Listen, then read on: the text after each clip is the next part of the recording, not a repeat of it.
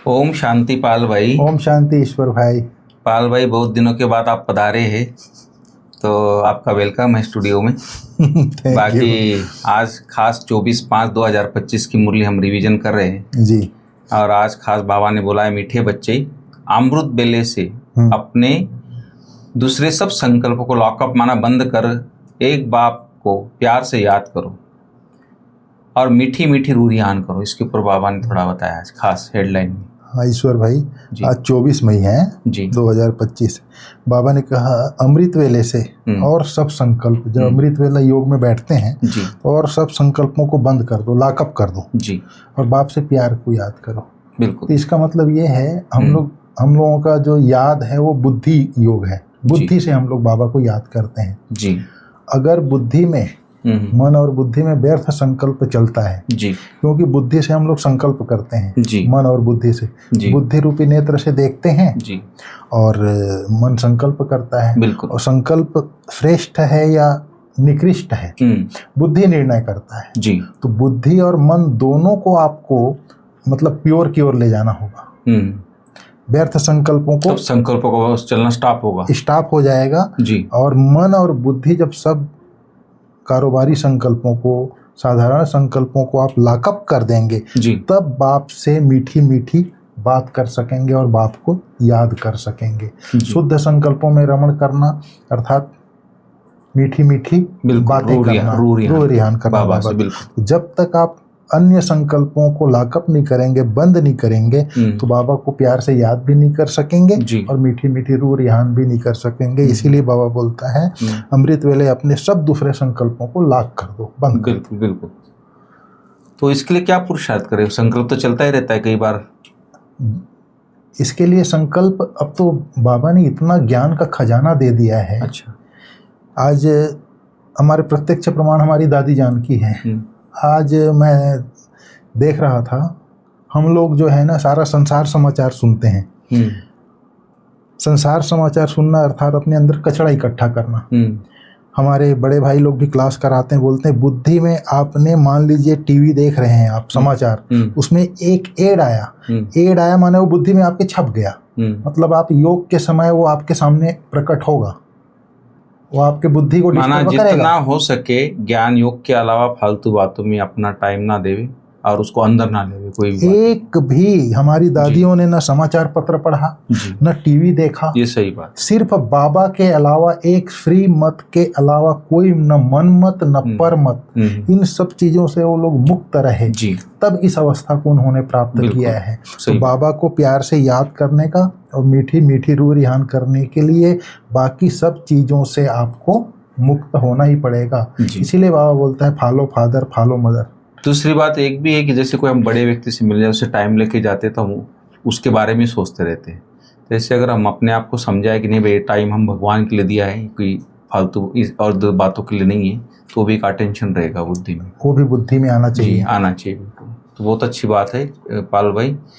आज बाबा ने मुरली में प्रश्न किया है कि तुम बच्चों की हर बात में अर्थ है, अर्थ सहित शब्द कौन बोल सकता है? बाबा ने तो आज बाबा ने उत्तर में बोला है जो देही अभिमानी है जी, जो अपने आप को जानते हैं कि मैं आत्मा हूँ, मैं आत्मा इस शरीर को चलाने वाली शुद्ध एक आत्मा हूँ।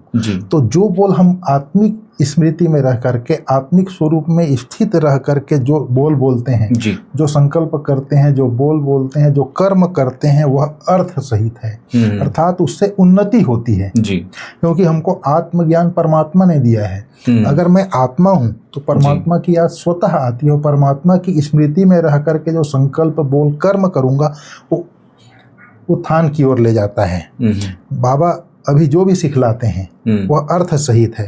फिर बाबा ने कहा जो देह अभिमान में आकर जो भी मनुष्य बोलते हैं जी, चाहे इस संसार का व्यक्ति, हर इंसान देह भान में है, अपने को आत्म अभिमानी तो जानता ही नहीं है। तो वो लोग जो भी कर्म कर रहे हैं, भले जीवन यापन हो रहा है, अच्छे से कर्म कर रहे हैं, क्षणभंगुर सुख भी मिल रहा है, लेकिन वो ऊपर की ओर नहीं जाते, वो नीचे ही आते हैं, उतरते ही जाते हैं। बिल्कुल। इसीलिए बाबा ने कहा आप बच्चे जो करते हो अर्थ सहित है, अर्थात उसका मतलब है।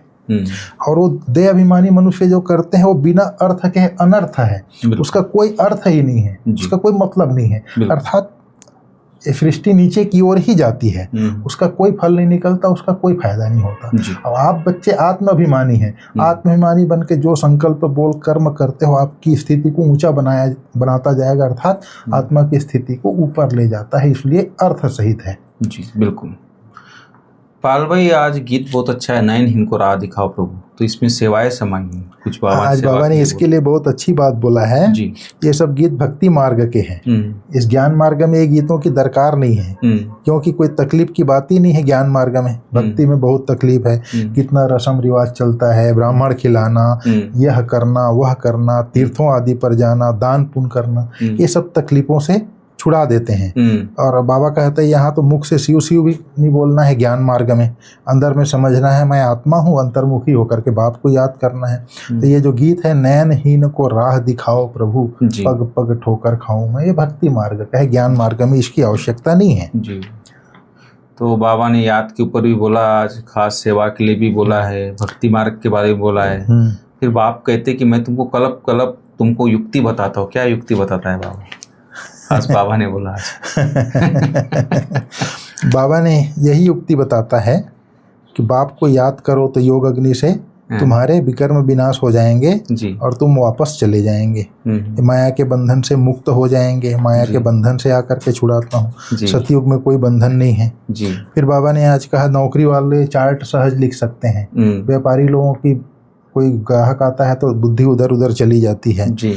तो फिर बाबा कहता है बाबा हमको विश्व का मालिक बनाते हैं तो उनकी श्रीमत पर चलना चाहिए। और बाबा ने आज सबसे अच्छी श्रीमत देते हैं बाबा, मन मना भाव का।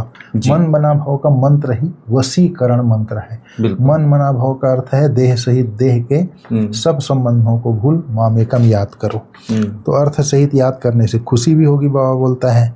फिर बाबा ने कहा एक शिव की जब पूजा करते हैं, द्वापर शुरू होता है तो उस समय भी सुख रहता है, फिर बाद में व्याभिचारी भक्ति होती है, अनेकों की पूजा करते हैं तब दुख शुरू होता है, बाबा ने कहा। इस तरह से बाबा ने आज जो पुरुषार्थ की आप बात करें, बाबा बोलता कि पुरुषार्थ कर अपनी भविष्य कमाई में लग जाना है, ड्रामा में होगा तो कर लेंगे, यह कहकर पुरुषार्थहीन नहीं बनना है। बाबा ने इसके ऊपर बाबा ने खास आज बाबा ने उसके लिए बहुत अच्छी बात कही है, बच्चों को पुरुषार्थ करना है, ड्रामा में होगा तो हो जाएगा पुरुषार्थ, इसमें ये सोच के नहीं रहना है। बाबा ने कहा पुरुषार्थ बिगड़ तो आप पानी का गिलास भी नहीं पी सकते, पानी का गिलास पीने के लिए मटका से लेकर के पीना ही पड़ेगा है जी। फिर खाना भी नहीं मिलता।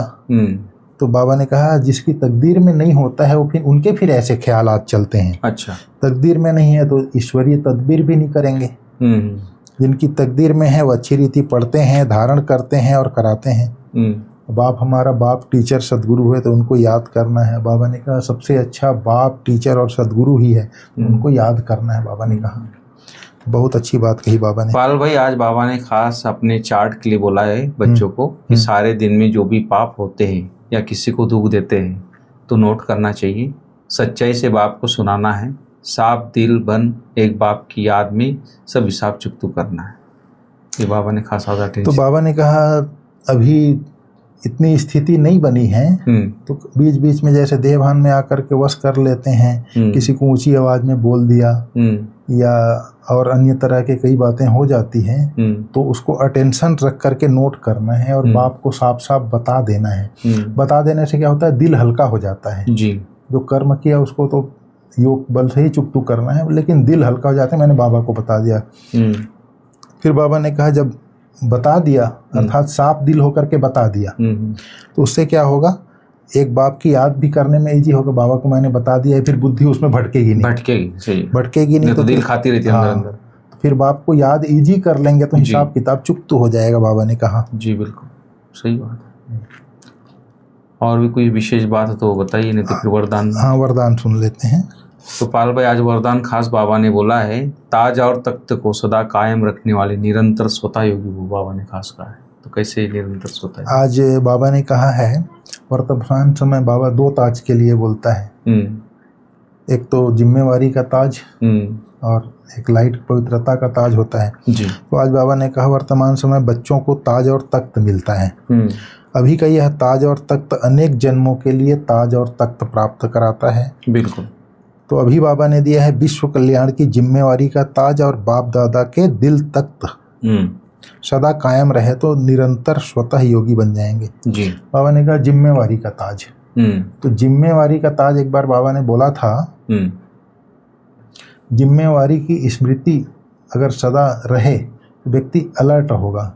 और बाबा ने कहा जिम्मेवारी तब निभा सकेंगे जब आपकी वृत्ति शुभ भावना, शुभ कामना संपन्न, सतो प्रधान एवं शक्तिशाली होगी, तब आप ये जिम्मेवारी उठा सकेंगे। और जिम्मेवारी का एहसास होगा तो आप अलर्ट रहेंगे। जी बिल्कुल। और अभी सर्व मनुष्य आत्माओं को मुक्ति, जीवन मुक्ति दिलाने की जिम्मेवारी हम आत्माओं की है। तो कभी भी उसके लिए बाबा बोलता है न अलबेलापन आए, अलबेलापन ना आए, बिल्कुल सही है, सदा अलर्ट रहे। जी। तो ये जिम्मेवारी का ताज है, उसको इन सब चीज़ों की आवश्यकता पड़ती है।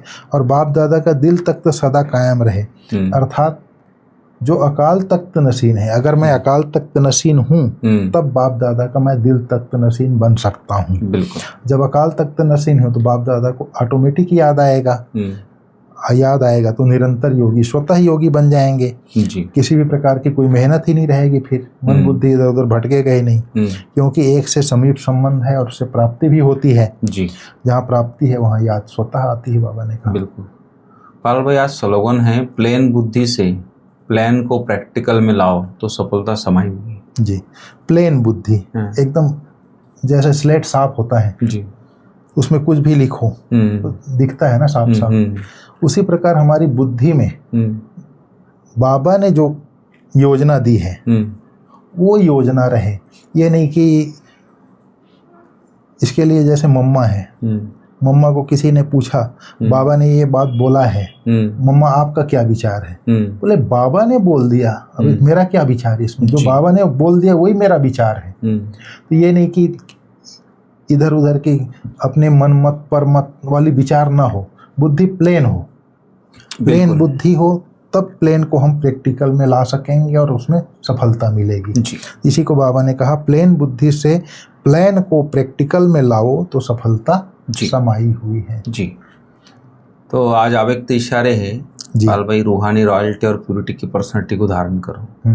तो इसके ऊपर बाबा ने बताया दुख अशांति की उत्पत्ति अपवित्रता से होती है। बाबा बोलता है जहाँ अपवित्रता नहीं वहाँ दुख अशांति कहाँ से आई? आप सब पतित पावन बाप के बच्चे, मास्टर पतित पावन हो, तो जो औरों को पतित पावन बनाने वाले हैं वह स्वयं तो पावन होंगे ही। ऐसे पावन पवित्र आत्माओं के पास सुख और शांति सोता ही है। सबसे बड़े ते बड़ी महानता है ही पावन बनना। आज भी इस महानता के आगे सभी सिर झुकाते हैं। बाबा ने इसकी पवित्रता की विशेषता बताई। कितनी अच्छी बात है जी। जैसे सन्यासी लोग सिर्फ ब्रह्मचर्य व्रत का पालन करते हैं, पवित्र रहते हैं, तो सारी दुनिया उनके आगे झुकती है। बिल्कुल। तो पवित्रता इतनी बड़ी शक्ति है। और हम बाबा के बच्चे तो मनसा, शारीरिक पवित्रता तो होती ही है, लेकिन मनसा वाचा कर्मणा तीनों पवित्र है। तो हम लोग तो फिर श्रेष्ठ से श्रेष्ठ आत्माएं बन जाते हैं। और वहाँ पर जहाँ मनसा वाचा कर्मणा पवित्र है वहाँ दुख अशांति हो ही नहीं सकती। जहाँ पवित्रता है वहाँ। जी ठीक है भाई साहब, ये थे आज की मुरली पाल भाई। ओम शांति। Thank you.